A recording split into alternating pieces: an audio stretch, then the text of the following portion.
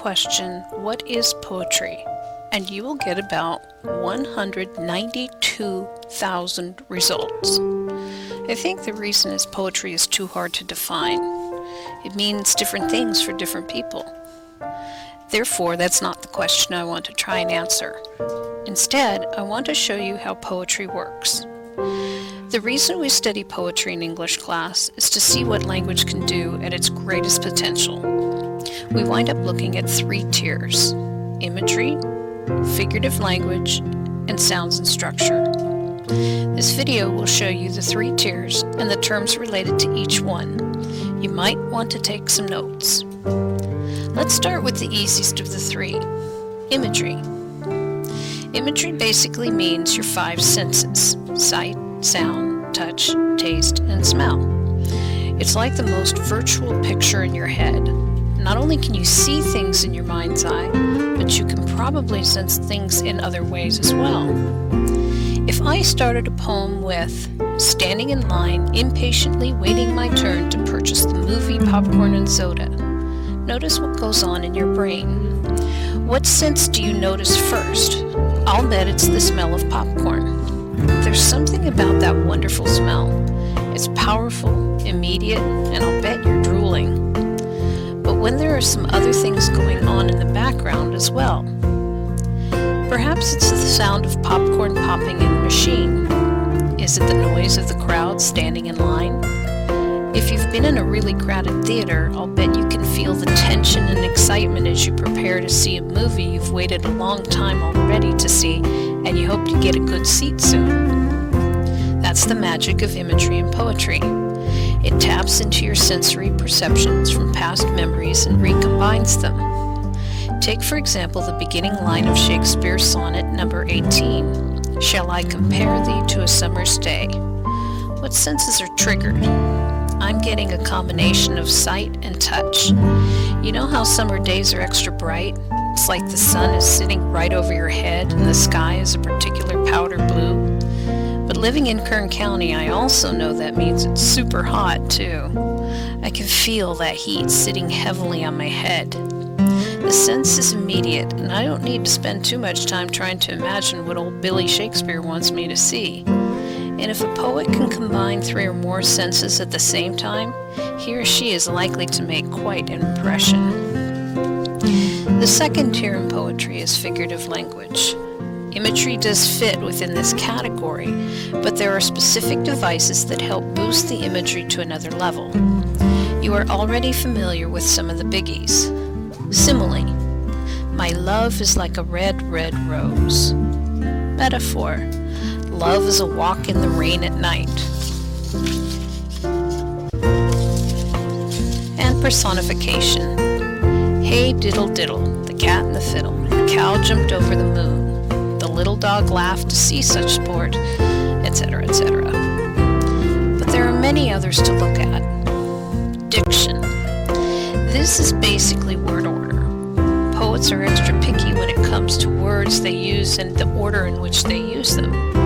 And you know how Yoda sounds a little different? In fact, his diction is very poetic.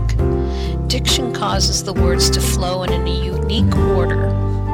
Ah, happy, happy boughs that cannot shed your leaves nor ever bid the spring adieu. Another type of figurative language is called allusion. The poet refers to another well-known piece of literature or history. The idea is the reader should already know about the reference and uses that to create a better picture. This place is like a Garden of Eden. Technically, this is still a simile, but unless you have some experience with the book of Genesis in the Bible, it won't mean much to you as the reader. That's why it's important to study ancient works in order to improve your background knowledge. It will make current works funnier, more poignant, and deeper in meaning. Hyperbole has to be the greatest, most intelligent, and super wonderful literary device in all of written history. Get it? Hyperbole is just over-exaggeration. Here are some examples. My grandmother is as old as the hills.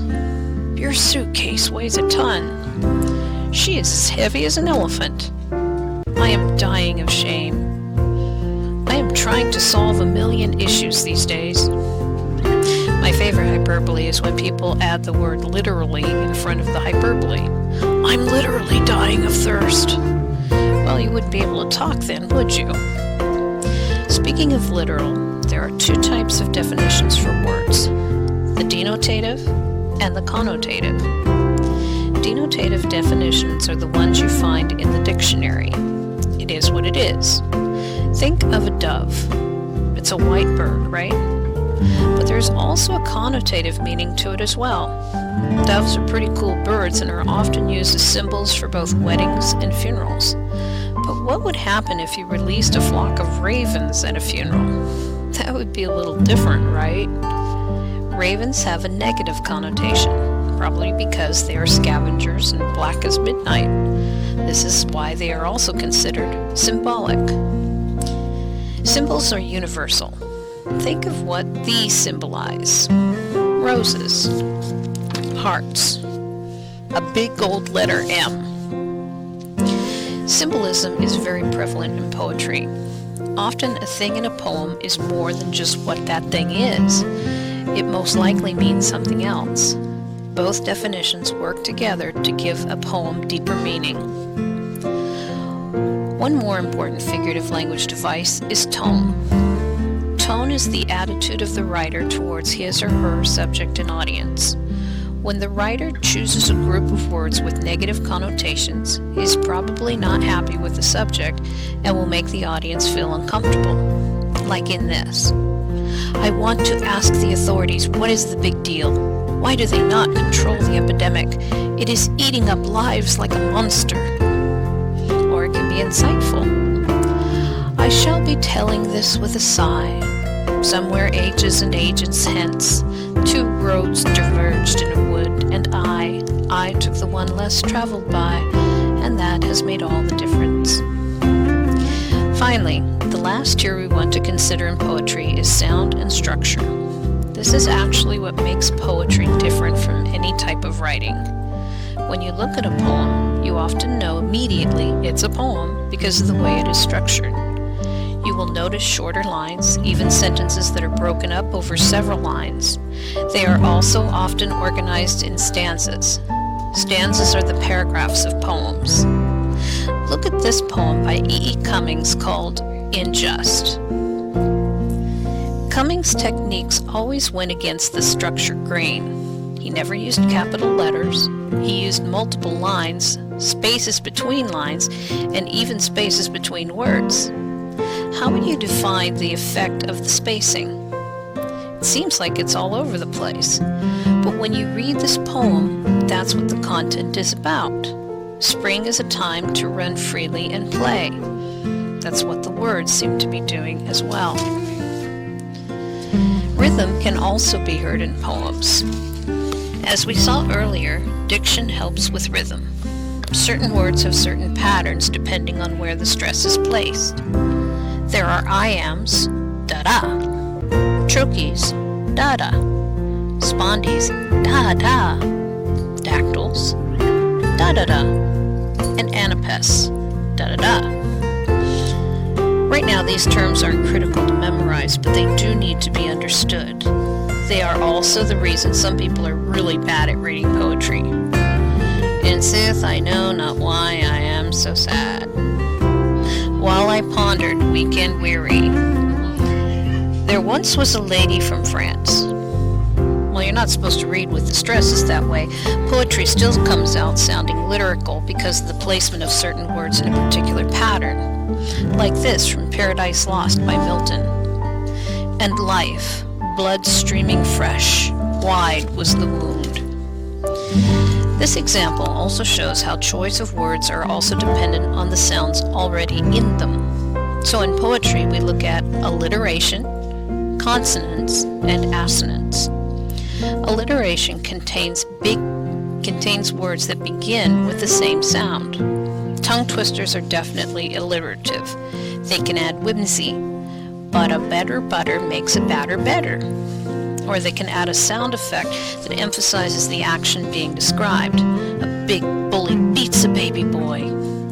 You can almost hear the punches landing. Consonance is similar to alliteration, but the focus is only on consonant sounds, and those sounds can be anywhere in the word, just like the poem "'Twas Later When the Summer Went" by Emily Dickinson.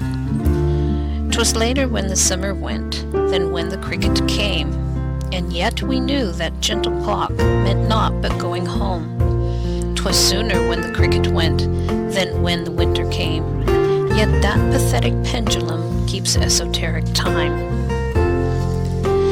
Assonance focuses on vowel sounds throughout the lines. Assonance sets the mood of a passage in Carl Sandburg's Early Moon. Poetry is old, ancient, and goes back far. It is among the oldest of living things, so old it is that no man knows why, how, and why the first poems came. Notice how the long vowel O helps emphasize the idea of something being old and mysterious. Well, that's a lot, and that's not even all of them. Check out literarydevices.net to see a complete list. But now you know why it's so hard to define what poetry is. To me, it's synaptic popcorn. Your brain waves fire in different parts of your brain at the same time. It's powerful, it's immediate, and it's delicious. I'm hungry now. I think I'm going to go read some poetry.